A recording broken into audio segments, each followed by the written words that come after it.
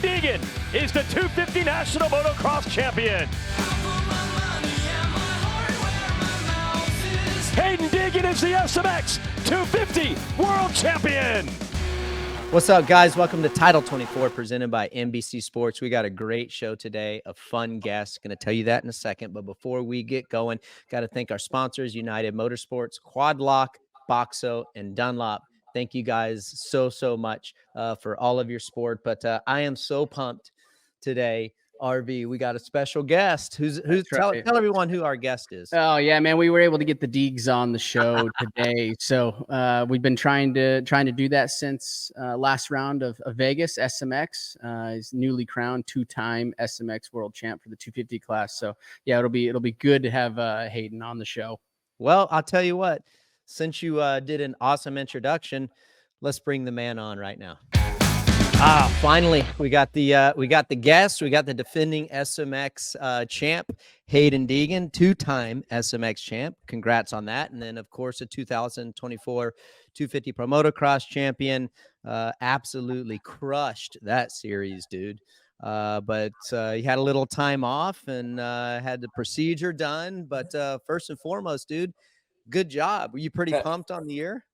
Yeah, 100%. Thank you guys for having me on, too. Yeah. So I was talking with RV a little bit, going back, like just jumping right into it with the SMX tracks. I've been curious to know, like, which one did you like the best of the three rounds? Yeah, that's actually a hard one. I did enjoy Charlotte just because I could go so fast there. But besides that, these tracks they're funky. It's not like you can have a favorite one because it's kind of they all don't have a real great flow just because you're trying to mix two different things. So it's more just every weekend trying to piece the track together and make the best of it. But there isn't like a track that has stood out where I'm like, this is my favorite one. But I'm going to go with Charlotte because Charlotte was obviously I had really good speed there and I felt like I could put that track together well and hit some pretty big rhythms. So I think Charlotte. Yeah. I mean, look, your line selections at Charlotte, especially, I think coming back onto like into that right-hander where you'd use that wall ride a little bit and then roll down. This is after the quad section here. You'd rip down that straightaway, use that wall. Like that's the stuff that's super bitching to watch. You know, it's everybody else is in the same line, riding the same eat and roost, and you're out there looking for different lines and just putting passes together. Better than anybody else. So that's what I was really stoked on seeing. Yeah, for sure. And I believe this is I feel like the first time at a Supercross or an SMX race where I felt like I hit the sand better than everybody during the race. I don't know if it was, it definitely seen a lot of improvement in the sand just at Southwick this year in general, but I feel like I'd come into the sand section so hot and like I would catch people and gap people so hard. Even Levi came up to me after the race. He's like, bro, honestly, after I seen you hit that sand, I was like, damn, I might be done. Dude, it was I actually thought your bike, just for what it's worth, and not that it means anything, I thought your bike looked pretty good in all the SMX rounds. Like it just looked like it wasn't overly stiff, but stiff where you needed it to be. And I mean, softer suspension is going to work better in sand, but you were crushing it. What do you feel like your bike worked better this year in SMX than it did last year? It looked better. Maybe it didn't. Who knows? Yeah, I mean, I definitely we found a really good setup to use for SMX. Obviously started with the base suspension of Supercross and just worked from there. And I feel like I really focused on nailing the suspension setup more than trying to perfect the speed and stuff during the week, just more getting the bike because I felt like I already had the speed and fitness and also working on technique and stuff, which was my big part during this season. So getting the suspension right and technique has been my big goal, and I feel like those kind of correlate when it comes down to racing. Did you, would you say, was it more Supercross, more of a Supercross setting or a little more of an outdoor, or like, I know we talked about year-round, a hybrid, right? Hybrid suspension. Like would you consider it a little more Supercross or would you consider it a little softer for more outdoors? I definitely consider it more Supercross because, I mean, the bike was still really stiff. Like you're still coming into the turns and your forks and shock are definitely stiff, and trying to ride these SMX tracks too, where you want to be able to hit the Supercross rhythm safely and also go through some braking bumps and ruts. We kind of, you still got to be careful with the rhythms and big jumps. So it's definitely more of a Supercross setup. Hey, Hayden, RV and I have had this thing like, dude, RV loves whoops, right? And I listen, I can get through them, but they're not my favorite. But like, would you like an SMX track with whoops on it? Because I think it's cool without whoops. RV's like, you gotta have them. Like, would you like to see a track with whoops? I don't know. It's kind of a gamble. I like whoops and I don't like whoops at the same time. I feel like I like whoops when they're properly prepped and built, but I feel like when they just go to like the ruts and holes in they're not even whoops anymore. I feel like that's when it's kind of sketchy. Yeah. But I mean, if they could, maintain the whoops, then I think whoops maybe would be a cool play at like one of the rounds. Do you one thing, like, so you're always working on your craft, right? And I admire that. But I was wondering, like, was there ever a time this year, like during the season, where you were like you took a step back and you're like, even though you're still progressing and learning and you're working on your craft all the time, but how much do you think just from what you learned last year helped you this year? Do you feel Yeah, like 100. there's a lot Yeah, there? yeah, 100%. I mean, I feel like last year obviously racing and training with the team, I feel like I was able to build a really good base. And I feel like now I'm just to the point where I kind of want to I feel like I've gotten that speed and stuff, but I kind of want to do it more in an efficient way. You see the Yeah. top 450 guys ride. They're just efficient, perfect Yeah. laps. And I feel like if I can, correlate my sendiness and aggressiveness with that technical aspect, I feel like I can, build a really good myself for 450s. Yeah. Yeah, I agree. We've talked about that on the show. Actually, last weekend, just talked about Jet and Chase having their riding style and being a little more flow, a little bit more. But then you kind of have the riding style of I consider a little more myself, or even RC. Hanging out a little bit more. Being real sendy, but also calculated and precise, which I think, especially for the 250 class, like that's where your head and heels over above than the rest of the field is you can turn it on anytime you want, and you're okay with being uncomfortable. And I think that's what other guys aren't. They don't like to be uncomfortable. And I think the greats do uncomfortable the best. And then on great days when they're riding and nothing can go wrong, then it's just it's a cakewalk. Yeah, 100%. I mean, I agree with that part for sure. You guys definitely were the ones to send it pretty hard. So I feel Yeah. like the sendiness you do need if you want to, get to that top level. So that's why, I want to keep that in me where I'm just aggressive and send it, and then just try and add a little bit of finesse to it as well. Yeah. Hey, where'd you go for your vacation? Did you have a little downtime? Well, Or is I it did go top to secret? Arizona for a little bit and hang out with my friends Nice. there. Nice. And then in Cali, I mean, I have a lot of, friends here in California just because this is where I grew up. So I actually like coming here, even though it's not really a vacation since it's kind of my hometown. It is nice to come back to where you live, though. I bet I heard you run around Huntington Beach a couple days ago. I have some buddies over there in Huntington Beach. Yeah, I definitely was. Deeks was in town, and I'm like, oh, sick. I definitely was running around down there for sure. I actually I like it down there. Like, I know I'm a Florida boy, and dude, I've lived here my whole life, but I like it. I enjoy it. I enjoy it there, dude. The weather's so good, and like, do you think that you'll end up somewhere there someday, like post racing? Do you like it enough, or do you think, like, now that you lived in Florida, like, I know you're so young, but like, what do you like? Yeah. Yeah, I mean, I feel like this is more, I feel like a place where I'd want to live down in the future. I mean, it's hometown. It's nice too. You got the beaches and stuff. So I don't know. I feel like that down the road later, maybe towards the end of my career, maybe we'll hibernate back to where I'm from. But for now, I feel like Florida still is where I, build the base. I agree. I always tell people, if you're a West Coast boy, it's really hard to move east full time for the for retirement. Like Texas, I can go all the way to Texas and then Texas East. I tried, like I did it right, Florida for 4 or 5 years, and it's cool and it works and it produces championships and it makes the best rider for sure. But I still like living out here on the west side. Yeah. hey, when you don't have to like do motos, RV, like we don't have to anymore. It's nice to be in the, it's nice to be where you're at. But yeah, like for sure. I was thinking about you a couple times, like during the summer, Hayden, just like dog days of banging out motos, bro. It was hot this summer. I I swear. I don't know. know if I'm getting older, but it seemed like it was hotter this summer than it was. It was Dude. gnarly. I mean, I was coming off from motos, and I'm like, dude, I feel like I'm dying right now, dude. Like, I'm like in the wash area with just a hose on my face. So I'm literally just like, I feel like I'm like nauseous. It was so hot in this, like you're grinding out motos.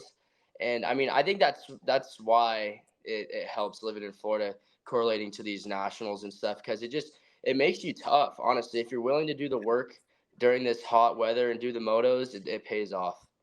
Yeah. So you got to suffer during the week. Suffering during the week makes the weekend easy. Hey, do you like as far as like training, would you rather run or would you rather cycle like off bike? I'd rather run. I know Swanee loves cycling, but I'm like, cycling's fun, but dude, I can't sit in one place for that long. Like if you're trying to cycle for 3 hours, like it's so hard to sit in one, just in that seat, dude. It hurts so bad. Like I'm just like, bro, let me run. I'll run for 2 hours. Hey, one of the longest rides I've ever been on was when I went with you guys last off season. Like it was raining, so RV we went on.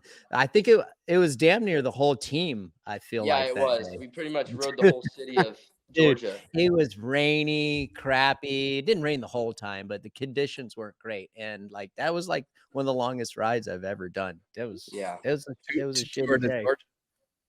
Yeah. Oh, we were all over the place, dude. Yeah, we were everywhere. We were all over the place. So, you see that you had your procedure, you posted it on Instagram yesterday. So like tell us what happened. Did you have one screw, two screws? Like tell us where you're at. Yeah, actually, anesthesia. I didn't even know I posted those pictures on Instagram. It's kind of funny. I think I said something about hitting on the nurse. I'm like, oh no, I can't believe I posted that. And I was like, and I literally like an hour later, I look on my Instagram story. I'm like, yo, I didn't even know I posted that. I must have been like loopy or something. But yeah, so basically before Supercross, like 3 weeks before the first round or whatever, I ended up breaking my wrist. So then we had to and I wanted to race. Like I'm like, dude, this preseason has been so good. Like I was like going good. Like I felt super solid. So I'm like, we'll just go, get surgery. And they're like, gave me the option to put 2 screws in there so that there's no chance the bone can move so that I could race. Because I mean, if you put 1 screw, the scaphoid's a really risky bone to be playing with.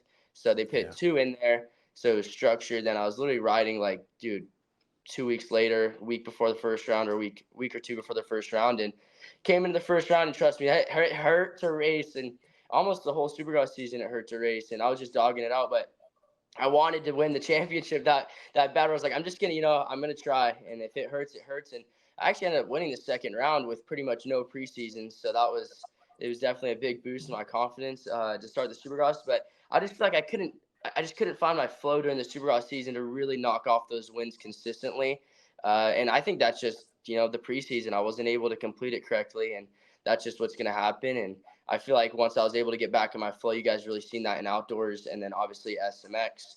And then basically, so they have 2 screws in there. One is sticking out a little bit.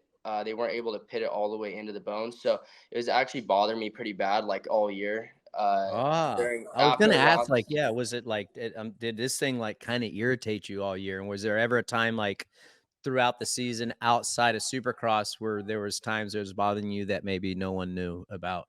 Yeah, there was definitely days where I was in a lot of pain during training and after races. I mean, dude, those outdoor nationals, when I'm sending it, jumping to flats and stuff, trying to win these races. And then after the race, I was actually in a lot of pain. Like it did hurt pretty bad. And it's just a lot of stuff people don't see. And obviously I'm not going to, during the weeks, during outdoors, be like, yo, my wrist is hurting really bad. Cause I'm not trying to give anybody any confidence. That's the same reason I try not to tell anybody before Supercross. But yeah, then after SMX, I was like, I got to get this screw out because I'm not trying to deal with that nagging. So they went in there and removed that screw, and there's also some ligament damage and stuff from that screw sticking out a little bit. So they had to go there and fix that up a little bit. But that's why I think, that my recovery is going to be a little longer than everyone expected. It's not just take a screw out and I could be riding in 2 weeks. I actually do have to take some time off and recover the wrist because there was a little bit of damage in there from having that screw. What was the timeline that they had you on? 6 to 8 weeks? Yeah, that's like 4 weeks before I start doing any training, and then back on the bike like that 6-week mark. Yeah. Well, you have to address, especially that bone. Obviously, there's been some. I've dealt with that bone my whole career. They ended up taking half of it out in the middle of my career. Same problem. Bone was starting to die. Nothing was there, and they took it out. Obviously, RJ, same thing. So if there's any bone in the body to not screw around with, that's one of them. So it's good that you got it fixed and get it out of the way during the off season and come into 25 swinging. Yeah, exactly. No, it's a smart play, dude. It's a smart play. And like, I was so pumped when, all the Motocross of Nations crap and keyboard warriors just teeing off, it's now like an RV and I have talked about, and we actually talked about Hymus, like, dude, Hymus, RV explained it perfectly. Like, he had thought that since Hymus never had a chance for the SMX championship, that he should go have that ACL fixed, right? Like, go have it fixed now. Cause imagine being in a situation that you have to get it fixed next year. Then you lose all of next year. But going back, I think it's awesome. I think that you certainly made the right call for your future. You'll always be able to go back to Motocross of Nations. That's 100% sure. And you had to do what was right. And dude, it sounds like you even solidify getting this procedure done because you found out that you did a little bit more damage than what that you didn't know about. So it's almost like it was like a blessing. So I support your decision. I think it was good, dude. You did it. It's perfect, right? Yeah. You hey, if you had to choose, would you do East Coast or West Coast? Like, do you not even care? You like all tracks? I don't know. I feel like what's always kind of been inherited in me is you got to win the East Coast before you go to the West Coast. I don't know why. I feel like I got to win the East Coast 250 title. Then I feel like you go to the West Coast because I feel like the West Coast title is more like, I don't know. I feel like when people say they won the West Coast, that's more known for some reason. I don't know. Maybe that's just something I'm making up in my head or something. But I feel like, I got to win the East Coast title first. I feel like that's what I got to stomp first. Then you can go race the West. But I don't know. We'll see how it goes. I mean, I do want to try and race the East Coast. I think that's the plan. Obviously, we still have a long time until then to decide what's going on. But I still feel like I need to solidify and win a championship on East Coast before I go race the West. Yeah, no, I like it. Look, it's all money in the bank, and it's all those championship number one plates. East, West. It don't matter. Those checks cash the same, and the record book looks the same too. So knock down as many as you can, kid, because it's it only gets harder. Like you move up, as you know, the 17 rounds of Supercross, 11 outdoors, and then SMX and MXON. So. Get it while it's good right now, while it's still relatively, I don't want to use the word easy because racing this class isn't easy, but it only gets harder. Yeah. It's not like, dude, if there's one thing, and I love your approach too. So like, I always tell people, I've told RV this, like one of my biggest regrets, I mean, it worked out, but like, is not racing 99. Like what I should have done in 99 is race the East Coast or West Coast, and then raced East Coast on the 250, now 450. That's what I should have done. Like, looking back, if I could change anything, like I shouldn't have rushed up so fast. I should have taken the money. It'd have been easy money without getting hurt. I feel like I would have had a good shot to win. And kind of like RV said, you gain more experience and pad that pocketbook, bro. Yeah, exactly. I love it. You gonna watch the Motocross of Nations? Yeah, I'll watch it for sure. Now that Coop's on the 250 too, I want to see how he does on that thing because we ride during the week, and he took my bike pretty much. So we'll see. I want to watch, see how Coop does on the 250. He hasn't been on one in a while, and I feel like Coop was a gnarly dude on a 250 back in the day. So I feel like if you can pull that out, you might have a good race out of Coop on a 250. Yeah, totally. Is MXON a priority on your list here in, obviously in the future? Yeah, 100%. I mean, that's obviously it'd be a dream come true to race MX Nations. I mean, you're racing against all the guys from different countries, and obviously you get to race the champs from the MXGP as well. So that was always a goal to try. And I mean, I feel like if you win the MX Nations, you kind of solidify like you're the best 250 guy in the world. So if I can, if I'm healed and everything goes as planned, I definitely want to go for a run next year. Do we even know where it is? Do we even know where it is next year? I haven't. Is it I back don't in know. the U.S.? I have no I clue. think I'm pretty sure it's in the U.S. Yeah, Really? I think it might be. Yeah. Yeah. Sweet. Let's get it back. Let's get it back at Glen Helen, boys. Glen Helen, yeah. That actually, what's funny is I actually never really liked going to Glen Helen because I never really liked all the hills and stuff. But I actually, towards the later in my career, I actually started enjoying it more because it actually was pretty fun going wide open everywhere. But Glen Helen during the outdoor national looks pretty sick, so I think that would be pretty sweet. It's one of my favorite outdoor nationals, man. Dude, he loves that place. It actually, dude, straight up, it is a good national track. There's so many lines. It's fast. You can move around. It is a good track.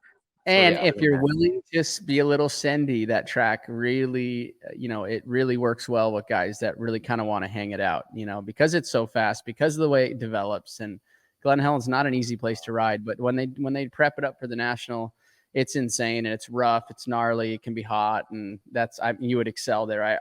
It probably wouldn't even be a race. Yeah, they definitely should look into bringing that track back. That place is cool. Hey, talking about something like did a backflip. Like, when's the last time you ever did a backflip? Was it when you did it when you're on a mini bike, or have you done it on a big bike? No, I've only done it on my 65. I actually I was thinking about it, I was like, what if I just backflip? Like, no one's backflipped really landed a backflip on a factory 250. I know Hill tried or whatever, but now I was like, remember how it happened to Hill. I'm like, that's not smart. Maybe I shouldn't try any tricks anymore. Like, I'm a racer. We're gonna stick to racing and just keep on trying to win championships. No reason to risk anything. No, that's for sure. But hey, they got the bags now, right? The bags are a big improvement for wanting to do things like that. I mean, I have no desire to do that. Obviously, you've already went on a 65, but yeah, the bag's pretty cool. If you didn't want to do it, obviously the bag will probably keep you a lot safer. Yeah, those are a lot safer. Everything's a lot safer down freestyle. Hey, so off topic of moto, how about our Seminoles, guy? Dude, I know. I kind of I was like, it's pretty devastating watching going 0 and they're 0-3 at one point. Like, I was like, damn. Yeah. Since last year, they really got the hopes up. Oh, dude, yeah. I mean, it just like I had high hopes. But yeah, it's like game over now. Like, RV, you ain't a college. I don't follow college. Right? No, I don't follow it. No, I don't follow college or NFL. When Super Bowl comes around, I jump on a bandwagon and get my chips dipped out.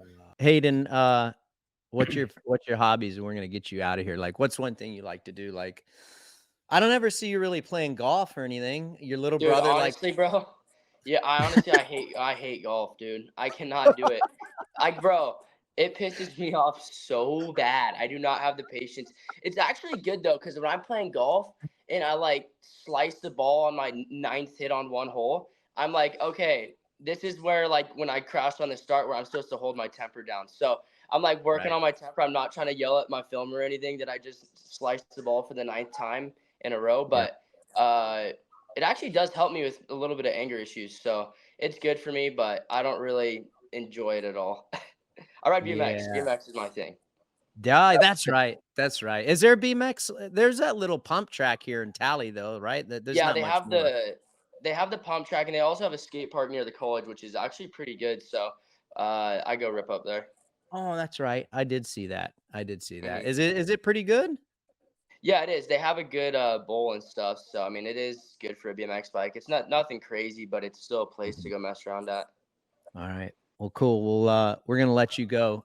First and foremost, dude, I know you're a busy dude. You're trying to get your chill on, but thanks for the update and thanks for coming on with RV and I. We appreciate you, dude. Proud of you. Great job. 3-time champ, 2-time SMX defending champ, and I'm sure that 250 regional championship Supercross is just right around the corner. So go get your chill on, dude. Go get your chill on, heal up, and then we'll see you back in Tally. Yes, sir. Thank you, guys. Oh man, that was fun, dude. That was a good interview. Thanks also, Haiden. Appreciate you coming on. Yeah, it was funny the golf that we were just talking about, right? What kind of hobbies? What do you do? It's like, I hate golf. Oh, right. I hate it too, but I love it at the same time. It's like bittersweet. I played actually yesterday, so Yeah, hey, it curbs anger management issues, so that's good. That's good. He's working on himself. Hey, thinking of what he was saying too, like I'm glad it is a blessing in disguise, like him getting that wrist fixed, and then like he told us, there's a little damage in there from the screws. So I think some of the warriors that beat him up probably going to be, they're taking back their words. I mean, that's the thing, man. You just never know, and you got to look for the longevity of the career. And I think he made the right choice, especially after what we learned today. Yeah, no, I agree. Like I was pretty vocal on maybe 2 or 3 shows ago of like, that would be the feather in the cap. You know, obviously I'm sitting behind my desk and I don't really know, other than he's got a wrist injury. So now, you know, listening to that is the right move, you know, taking the screws out. He said he had a little bit of ligament damage too, from where the screw was kind of rubbing on a ligament. So for longevity for his career, from the standpoint of his career, that is the right move. I asked him too, you know, you guys will be able to listen to it when you tune in, and you know, I asked him if that's a priority, if that's on his list of priorities to go and do, and it was. So he's hoping to be there next year, which I think is rad. I think that like that's kind of like the cherry on top for Haiden, at least once before he leaves that 250 class. Yeah, and dude, you've even said it, like when he goes over there, that dude's gonna be like rock star status. The fans are gonna just go. Oh, it's gonna be nuts. Oh, dude, could you imagine if the first one he went to, it'll probably be next year. So I think for all intents and purposes, it's going to be in the US. But could you imagine him at Ernay? Yeah, no. I mean, honestly, anywhere in Europe. I think I love that it's coming. You know, we think it's coming back to the States for next year. I don't think it's been announced yet, but I think that's the rumblings that we're hearing. In all selfish purposes for myself and for Haiden, I would love to see it for him, his first year, to be in Europe, just because of the two-wheel motorsports fans in Europe. You know, like, as you know, Ernay, it's core, bro. It's core. St. John Angeli was my last in 2011, and just the fans are, not that Redbud's not any good. I'm not saying that it's not. It's epic, but it's just a different vibe when you go to Europe. Yep. So moving along, MXON. I know you got to cut out here shortly because you're flying today. I'm flying tomorrow. I'm looking forward to it. You and I will get over there. You got some housekeeping to do. I got some housekeeping to do. But there will be beverages had by you and I. Anyhow, so I'm looking forward to it. What are you looking for? What are you excited for? Who do you think has a good chance? Who's going to be our biggest challenge, you think, at MXON? So that's always a tough question, just because I don't know. Typically, I don't know the 3 riders right on all the teams that make up a really good team. So obviously, as we know, Prado just locked down the MX1 450 championship there in Spain. He's been riding really well. Hurling's also Fever. Those are the 450 guys. The Coonan brothers for the 250 class. Honestly, I think it's going to come down to the weather, right? Like we just saw, I think Davies over there now, Coombs posted a photo this morning on Racer X. It looks wet. So, it's England. It's going to be, what is it? September, October, going to be October. So the weather, it's going to be weather permitting. So I think that's going to be, from the US standpoint, that's going to be our biggest challenge is we don't race in the mud very often. Those boys do. So, and that the dirt on that track is a very, very clay base. It's going to get super, super ruddy if it is wet. So, I think we have our work cut out for us, but I think we have a solid team, right? So I think our team is really, really, really solid, and we have a great shot at winning. If it's semi-dry, I think if it comes down and it's anybody's game at that point, as we know it, as a mud race. But I don't chalk us up to being awesome in the mud. That's just me. Yeah, I think they have a good shot. I mean, I don't know enough about it. Like I'm not as in tune with the MXGP team or MXGP series as you are, RV. My YouTube TV always has it on. I was just watching Spain this morning, just on my local YouTube TV. So yeah, it was on, watching Prado, Hurlings, Fever, Geyser.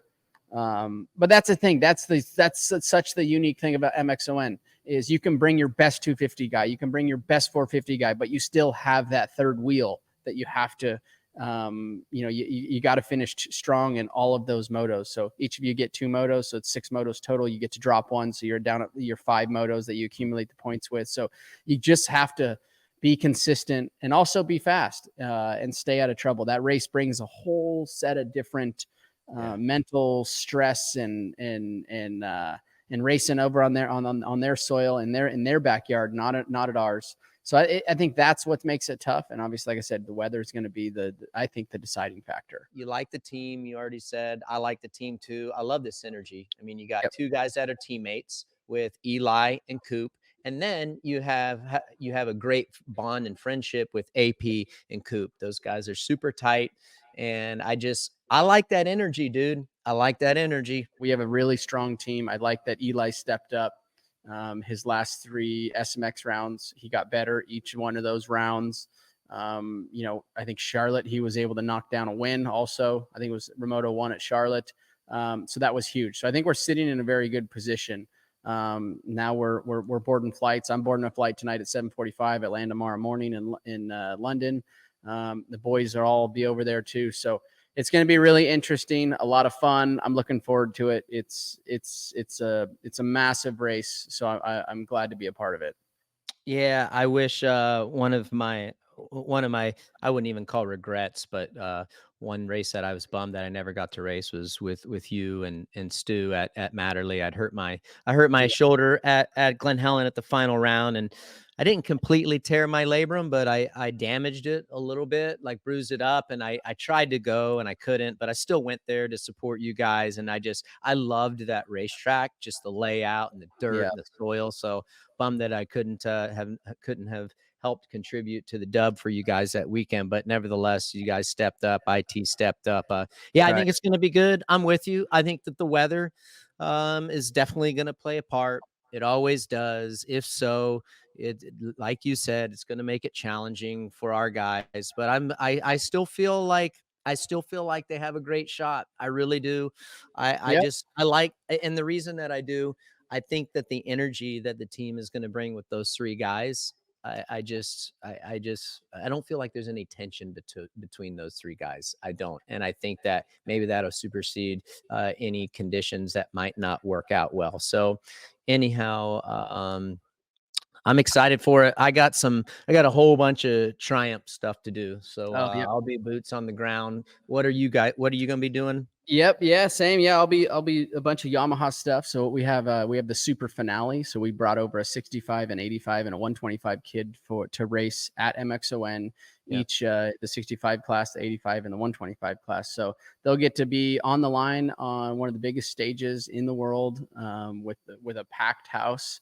And show off what our U.S. kids can do too, again, amongst a bunch of Yamaha-based riders from Europe. So the Blue Crew has put together this super finale event, so it's going to be really, really cool, really fun. So I'm going over to mentor to help where I can, and obviously just hang out at that event. There's no bigger event in my opinion. And the food, the drinks, everything that's there, they put on a great show. So I'm looking forward to it. Like I said, I get over there tomorrow morning. Yeah. It'll be a lot of fun. I'm excited to see what Prado, defending champ, he wrapped it up yesterday. The MXGP2 champ. I mean, all the boys. It's going to be fun to watch. The best of the best in the MXGP series. You've covered it so well. It's just a wild ride. I think the guys who are able to keep it on 2 wheels are going to have the best opportunity. Yep. Yeah, For yeah. sure. Hey, real quick shout out to all of our fans in the Southeast that were affected or dealing with the aftermath of Hurricane Helene. We hope that you're doing all right, and thoughts and prayers are with you guys. We got super, super lucky in Tallahassee. I don't know how we got that lucky, but the eye was headed straight for us, and right before it made landfall, it dodged right about 45 miles east. Wow. So yeah, I mean, dude, we got super lucky. Luckily, I didn't experience any damage. I mean, there's some small little debris, limbs and stuff like that down, but we were out of power for 13 hours. Luckily, I have a generator, so we're able to do that. And yeah, then they had the power restored like within 13 hours, so that was great. But everyone in the Southeast, up in the mountains, also, dude, you guys, we're with you. It's just brutal, and it's super heartfelt on our end. So we're thinking about you and hoping the best for you. Hopefully you guys are all safe. RV, I'm out of here tomorrow at 2 for all of our listeners and viewers. We will not have an MXON wrap-up show for the motocross. For next week on Monday, just because of travel. I don't get back till Tuesday. RV, I think you're coming back maybe Tuesday or Wednesday. Monday. I think I landed at 5 Monday. Yeah.